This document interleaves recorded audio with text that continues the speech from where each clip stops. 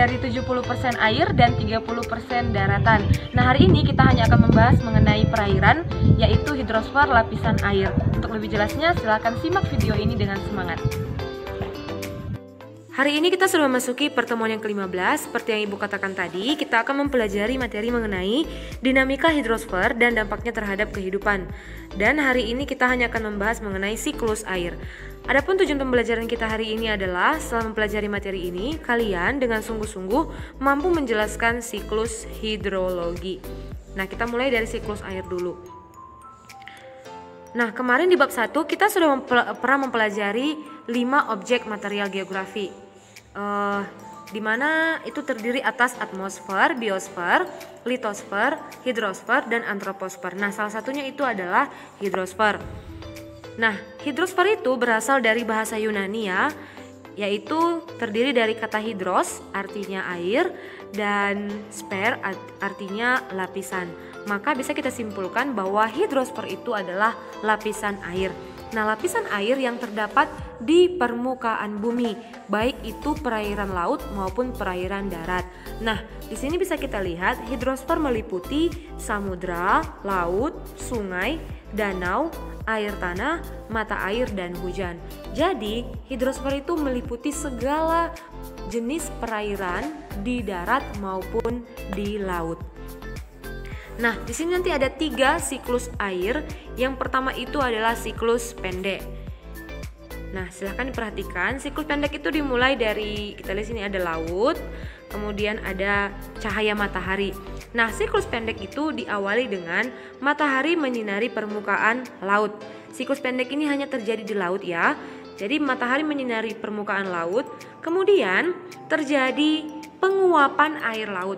Nah, segala sesuatu yang disinari oleh matahari itu bisa menguap kalau dia mengandung air.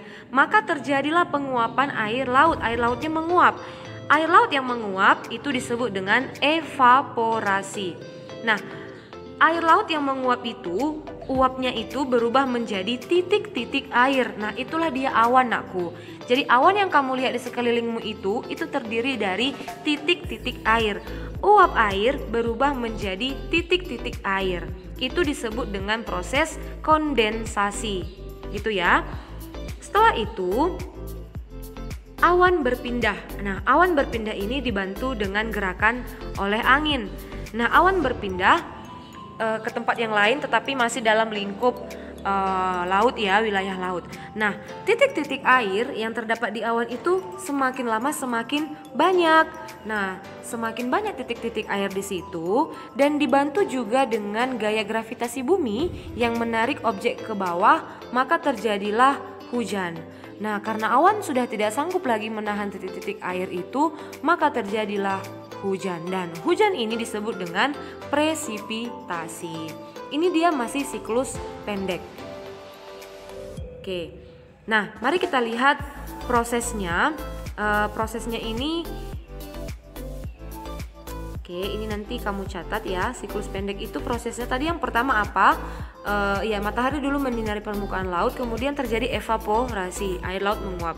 Setelah itu terjadi kondensasi, yaitu uap air tadi berubah menjadi titik-titik air membentuk awan. Karena kan di lapisan atmosfer itu suhunya semakin rendah, maka uapnya itu berubah menjadi titik-titik air, dan itulah dia awan.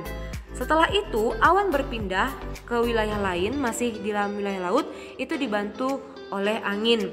Setelah itu, karena sudah semakin banyak titik-titik air di situ, maka terjadilah hujan atau presipitasi. Itu siklus sedang. Oke, sekarang kita masuk ke siklus itu tadi siklus pendek. Sekarang kita masuk ke siklus yang sedang. Oke, di sini ada wilayah laut. Kemudian ada daratan, ada pohon-pohonnya di situ. Kemudian ada permukiman. Oke, ada orangnya juga. Nah, ada cahaya matahari pastinya. Oke, mari kita mulai. Tahap yang pertama, matahari menyinari permukaan bumi dan air laut menguap seperti yang tadi. Itu disebut dengan evaporasi. Sama seperti yang tadi juga, uap air berubah menjadi titik-titik air. Itulah dia awan yang disebut dengan kondensasi. Nah, nakku, sudah tadi Ibu katakan bahwa segala sesuatu yang mengandung air itu akan menguap. Nah, bukan hanya laut saja yang bisa menguap, tetapi tumbuhan. Mengapa? Karena dalam tubuh tumbuhan itu mengandung air, mengandung H2O. Maka ketika matahari menyinari pohon ini, dia bisa menguap, kandungan airnya bisa menguap di dalam. Nah, itu disebut dengan transpirasi. Kalau air laut yang menguap disebut evaporasi. Kalau air dalam tumbuhan yang menguap itu disebut transpirasi. Nah, maka transpirasi itu terjadi dalam tubuh tumbuhan. Nah, dia juga membentuk awan sama seperti ini. Oke, itu disebut dengan proses kondensasi. Nah, setelah itu awan berpindah dibantu dengan gerakan angin ya.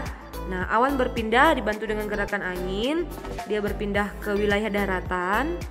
Nah, dan situ sudah terbentuk awan yang gelap dan pastinya itu menandakan akan terjadinya hujan. Jadi semakin banyak titik-titik air di sini, awannya sudah tidak mampu lagi untuk menampung air tersebut. Maka dibantu dengan gaya gravitasi terjadilah hujan atau disebut dengan presipitasi. Nah, bukan sampai di sini saja, belum sampai di sini saja.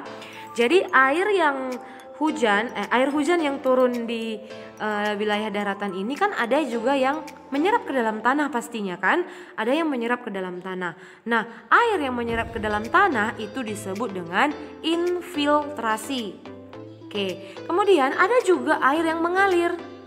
Nah, contohnya dia melewati sungai, ada juga dia melewati dataran. Air itu kan mengalir dari dataran tinggi ke dataran rendah. Pokoknya air yang mengalir di permukaan itu disebut dengan runoff. Itu ya. Nah, setelah itu air yang sudah mengalir itu muaranya itu adalah ke laut. Jadi segala air yang terdapat di permukaan bumi itu muaranya ke laut. Jadi airnya mengalir ke laut dan begitu seterusnya.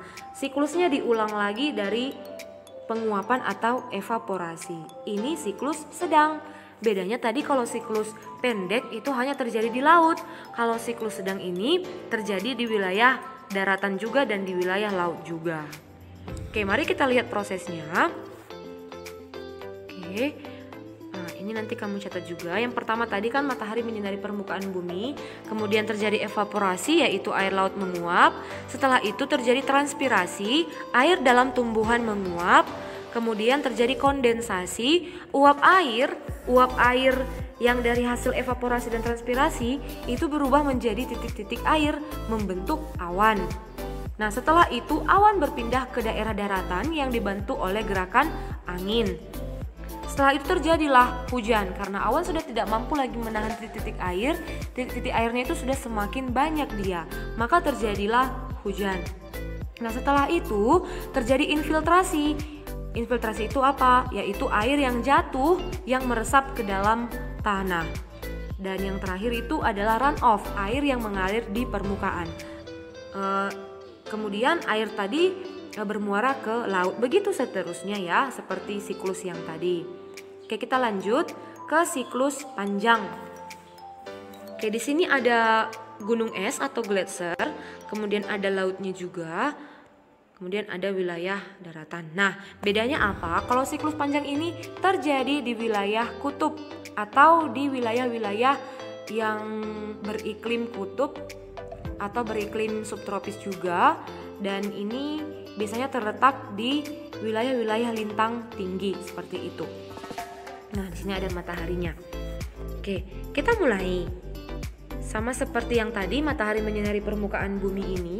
Kemudian di sini yang pertama menguap itu adalah gunung es. Kenapa gunung es bisa menguap? Karena gunung es ini mengandung air, namanya gunung es. Air yang membeku membentuk seperti gunung es, seperti itu. Nah, jadi itu menguap, gunung esnya menguap, membentuk awan, titik-titik air kan gitu.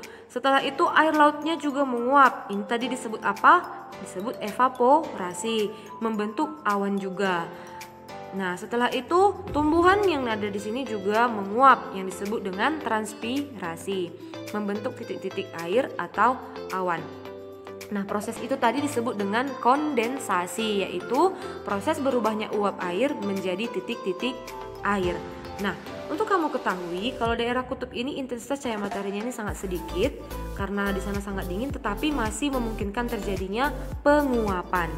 Nah, setelah itu awan berpindah dibantu oleh gerakan angin. Nah, di sini sudah terdapat awan yang kira-kira akan menghasilkan hujan atau salju seperti itu.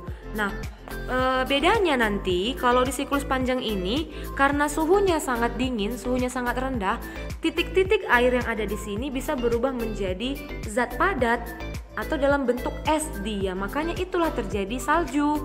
Jadi salju itu terjadi hanya bisa terjadi di wilayah yang sangat dingin, di daerah kutub, karena suhunya sangat rendah sehingga membantu pembentukan salju tadi. Maka di sini sudah terjadilah salju di wilayah ini. Sebenarnya bisa juga terjadi hujan, tetapi karena suhunya yang sangat dingin, uap air tadi tidak berubah menjadi air, tetapi langsung berubah menjadi bentuk yang padat atau dalam bentuk hujan es atau salju seperti itu. Nah, sama seperti yang tadi juga di siklus sedang. Jadi itu tadi bisa meresap ke dalam tanah. Mungkin sampai di sini dia bisa berubah menjadi air. Jadi itu tadi disebut infiltrasi ya, kalau meresap ke dalam tanah, kemudian bisa mengalir di permukaan dan bermuara juga ke laut, dan itu disebut dengan run off. Jadi inilah dia proses siklus panjang. Oke, mari kita lihat penjelasannya. Nah, jadi siklus panjang ini hanya terjadi di wilayah yang sangat dingin sekali. Contohnya di daerah kutub. Nah, yang pertama itu gunung es atau gletser menguap karena cahaya matahari. Kemudian air laut juga menguap yang disebut evaporasi. Lalu air dalam tumbuhan juga menguap yang disebut transpirasi. Kemudian uap-uap air itu berubah menjadi titik-titik air dalam bentuk awan yang disebut kondensasi. Setelah itu terjadilah hujan es atau salju, di mana terbentuknya salju ini karena suhu yang sangat rendah atau dingin. Setelah itu terjadi juga infiltrasi, yaitu meresap ke dalam tanah. Dan yang terakhir run off atau air yang mengalir di permukaan. Jadi inilah dia proses siklus panjang. Jadi ada 3 siklus ya anakku. Siklus pendek terjadi di laut, siklus sedang terjadi di laut dan daratan. Kemudian yang terakhir siklus panjang terjadi di daerah kutub yang ada gunung esnya. Jadi inilah dia materi kita hari ini. Baiklah anakku, demikian saja materi kita hari ini. Semoga bermanfaat untuk kalian. Jangan lupa kerjakan tugasnya dan kirim tepat waktu. Tetap semangat. Salam sehat, salam SFD. Semangat, fraternitas, Dina.